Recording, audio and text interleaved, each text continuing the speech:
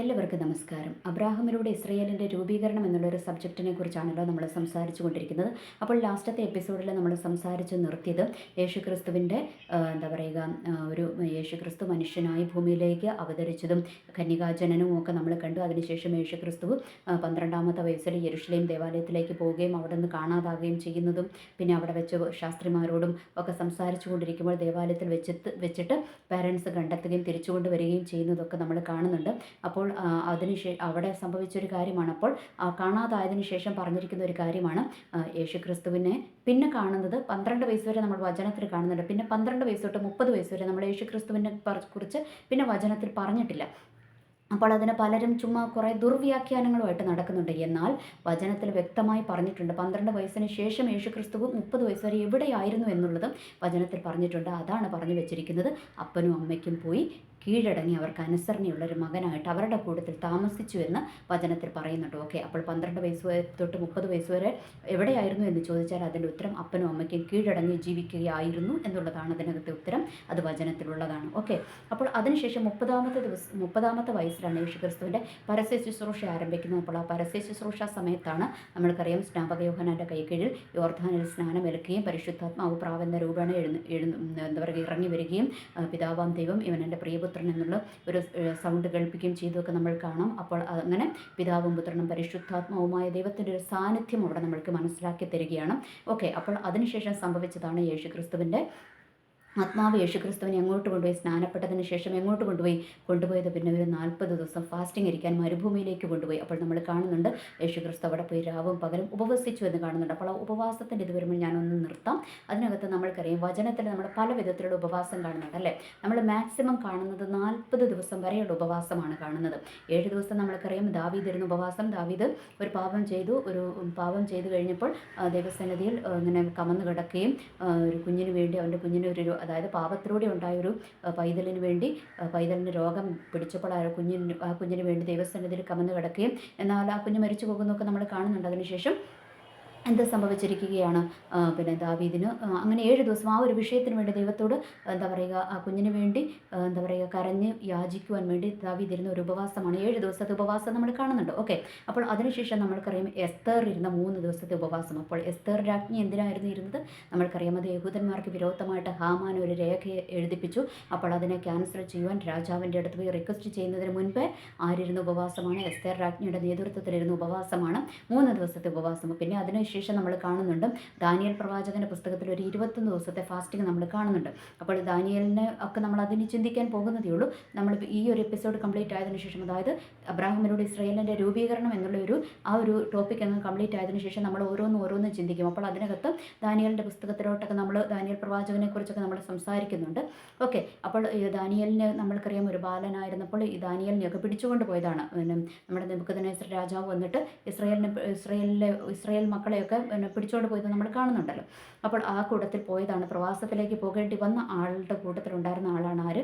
നമ്മുടെ ദാനിയേൽ. അപ്പോൾ ദാനിയേൽ ഇസ്രയേലിന് ഇനി എന്ത് സംഭവിക്കും, ഞങ്ങൾ ഇനിയും അടിമകളായി തന്നെ ഇവിടെ തുടരുമോ എന്നൊക്കെ അറിയാൻ ദൈവസന്നിധിയിൽ കുറച്ച് ക്വസ്റ്റ്യൻസുമായിട്ടാണ് ദാനിയേൽ ഇരുന്നത് 21 ദിവസം. അതിനുശേഷം ഇസ്രയേലിന് എന്ത് സംഭവിക്കുമെന്നുള്ളതൊക്കെ ദാനിയേലിനോട് ഇങ്ങനെ പറഞ്ഞു കൊടുക്കുന്നുണ്ട് ദൈവം. അങ്ങനെ ആ ഒരു 21 ദിവസത്തെ ഫാസ്റ്റിംഗ് നമ്മൾ കാണുന്നുണ്ട്. അതിനുശേഷം നമ്മൾ കാണുന്നത് നമ്മുടെ ദൈവം ഇരുന്ന ജീസസ് ഇരുന്ന 40 ദിവസത്തെ ഫാസ്റ്റിംഗ് ആണ് നമ്മൾ കാണുന്നത്. ഓക്കെ, അപ്പോൾ വചനത്തിൽ എന്താണ് മാക്സിമം 40 ദിവസം വരെയുള്ള ഫാസ്റ്റിംഗ് ആണ് നമ്മൾ കാണുന്നത് അല്ലേ. ഇന്നത്തെ ന്യൂ ജനറേഷൻ കുറച്ച് ആൾക്കാർ ഓവർ എന്താ പറയുക കളി കളിച്ചുകൊണ്ട് അവർ 100 ദിവസത്തെ ഉപവാസം, 150 ദിവസത്തെ ഉപവാസം, 200 ദിവസത്തെ ഉപവാസം എന്നൊക്കെ പറഞ്ഞുകൊണ്ടും കുറേ നോട്ടീസുകളൊക്കെ നമ്മൾ കാണുന്നുണ്ട്. അതൊക്കെ ദൈവികമാണോ എന്ന് ചോദിച്ചാൽ എൻ്റെ ഉത്തരത്തിൽ അത് ദൈവികമല്ല, അത് പൈശാചികമാണെന്ന് ഞാൻ പറയത്തുള്ളൂ. കാരണം വചനത്തിൽ എന്ത് പറഞ്ഞിരിക്കുന്നു?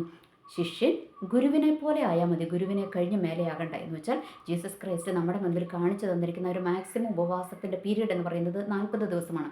അപ്പോൾ 40 ദിവസത്തിൽ കൂടുതൽ ഉപവാസം ഒരിക്കലും വചനത്തിൽ തെളിവുണ്ടോ എന്ന് ചോദിച്ചാൽ വചനത്തിൽ തെളിവില്ല. ഓക്കെ, പിന്നെ നമ്മുടെ ആരോഗ്യമൊക്കെ നോക്കിയിട്ടായിരിക്കും ദൈവം അങ്ങനെ ഒരു കണക്ക് വെച്ചതെന്നാണ് ഞാൻ വിശ്വസിക്കുന്നത്. ഓക്കെ, അപ്പോൾ നമ്മളൊക്കെ ഗുരുവിനെ കഴിഞ്ഞ് വലിയ ആൾക്കാരൊന്നും ആകണ്ട, ഗുരുവിനെ പോലെയെങ്കിലും എത്താൻ നമ്മൾക്ക് പറ്റത്തില്ല.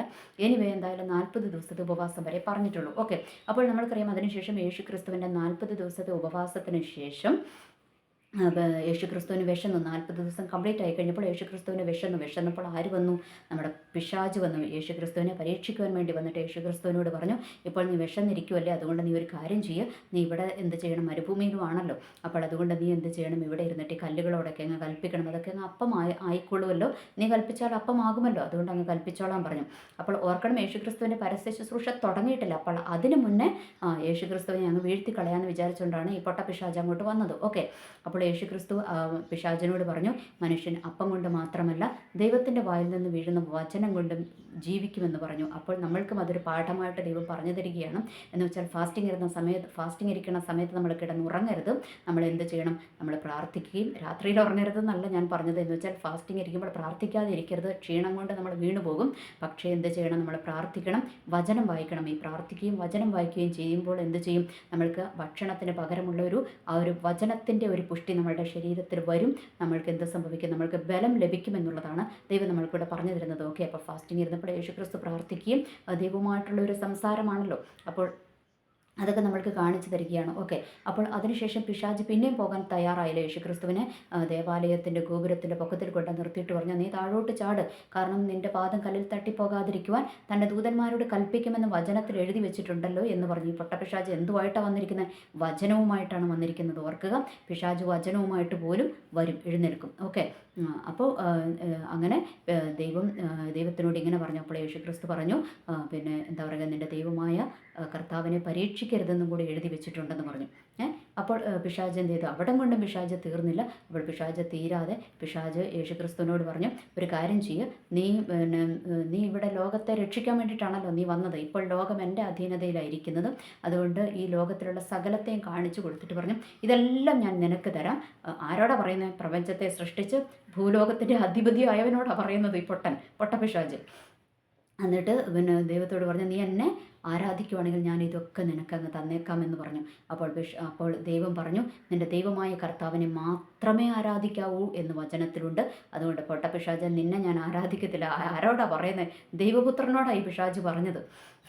ഓക്കെ, അപ്പോൾ ദൈവം പറഞ്ഞു, എന്താ പറയുക, നിൻ്റെ ദൈവമായ കർത്താവിനെ മാത്രമേ ആരാധിക്കാവൂ എന്ന് വചനത്തിലുണ്ട്, അതുകൊണ്ട് നീ അങ്ങ് പൊക്കോളം പറഞ്ഞു. അപ്പോൾ എന്താ പറയുക, പിശാച് ഒരു നിശ്ചിത സമയത്തേക്ക് വിട്ടുപോയി എന്ന് നമ്മൾക്ക് കാണാം. ഓക്കെ, അപ്പോൾ അങ്ങനെ പിശാച് വിട്ടുപോയി. അങ്ങനെ യേശുക്രിസ്തുവിൻ്റെ പരസ്യ ശുശ്രൂഷ ആരംഭിക്കുകയാണ്. അപ്പോൾ പരസ്യ ശുശ്രൂഷ ആരംഭിച്ചപ്പോൾ യേശുക്രിസ്തു നടന്നു പോകുമ്പോൾ ആദ്യത്തെ ശിഷ്യനായിട്ട് വിളിച്ചത് ആരെയാണ്? പത്രോസിൻ്റെ സഹോദരനെ വിളിച്ചു. അതിനുശേഷം യോഹന്നാനെ വിളിച്ചു. അങ്ങനെ യേശുക്രിസ്തുവിനെ 12 ശിഷ്യന്മാരായി. 12 ശിഷ്യന്മാരെ എടുത്തു. അപ്പോൾ അതിനകത്ത് നമ്മൾക്ക് കാണുവാൻ കഴിയുന്ന ഒരു കാര്യമുണ്ട്. അന്നത്തെ കാലത്ത് ഇസ്രായേലിനൊക്കെ എപ്പോഴും ഇങ്ങനെ ഒരു എന്താ പറയുക, ഗുരുവുണ്ടാകും. ആ ഗുരുവിൻ്റെ കൂട്ടത്തിൽ ഇങ്ങനെ ശിഷ്യന്മാരുണ്ടാകും. അവരെ ഇങ്ങനെ മക്കളെ ഇങ്ങനെ അപ്പന്മാരിങ്ങനെ വിടും. എന്ന് വെച്ചാൽ വചനം പഠിപ്പിക്കാനും അവരുടെ നിയമങ്ങളൊക്കെ പഠിക്കാൻ വേണ്ടിയിട്ട് വിടും. ഓക്കെ, അവരുടെ ന്യായപ്രമാണങ്ങളൊക്കെ പഠിക്കാനൊക്കെ ആയിട്ട് ഇങ്ങനെ ഒരു ഗുരുവിൻ്റെ കീഴിൽ, നമ്മുടെ ഗുരുകുല വിദ്യാഭ്യാസം എന്നൊക്കെ നമ്മൾ ഇപ്പോൾ പറയുന്നത് പോലെ തന്നെ അങ്ങനെ വിടും. അങ്ങനെ ഒരു ചരിത്രമുണ്ട്. അങ്ങനെ ഇവരെ ഇങ്ങനെ ഒരു 12 വയസ്സൊക്കെ കഴിയുമ്പോൾ തൊട്ട് അങ്ങ് വിടുമെന്നാണ് പറയുന്നത്. അപ്പോൾ അങ്ങനെ എന്താ പറയുക, ഇവർ ഒരു ഗുരുവിൻ്റെ കൂട്ടത്തിൽ, ഗുരുവാണെന്ന് ധരിച്ച് ഗുരുവിൻ്റെ കൂട്ടത്തിലാണ് ഇവർ പോകുന്നത്. അപ്പോൾ അതിനുശേഷം ഇങ്ങനെ 12 ശിഷ്യന്മാരുമായിട്ട് യേശുക്രിസ്തു സഞ്ചരിക്കുന്നതൊക്കെ നമ്മൾ കാണുന്നുണ്ട്.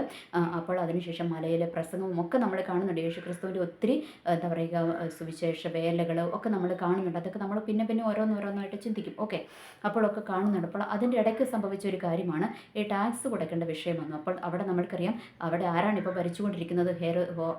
റോമാക്കാരുടെ നേതൃത്വത്തിൽ ഹെരോദാവാണ് അവിടെ ഇപ്പോൾ ഭരിച്ചുകൊണ്ടിരിക്കുന്നത്, അല്ലേ?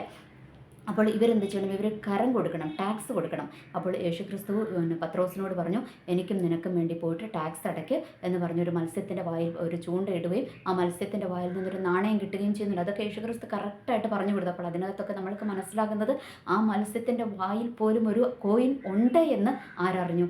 ദൈവം അറിഞ്ഞു. ഓക്കെ, അങ്ങനെ പത്രോസിനെ പറഞ്ഞു വിടുകയും പത്രോസ് കോയിൻ കിട്ടുകയും അതുകൊണ്ട് വന്നിട്ട് ടാക്സ് അടയ്ക്കുന്നതും കാണുന്നുണ്ട്. അപ്പോൾ നമ്മൾക്കവിടെ എന്താ പറയുക, ഇന്നത്തെ ന്യൂ ജനറേഷൻ, പഴയ ജനറേഷൻ അങ്ങനെയൊക്കെ ഡൗട്ട് ഉണ്ടായിരുന്നു എന്ന് എനിക്ക് അറിഞ്ഞുകൂടാ.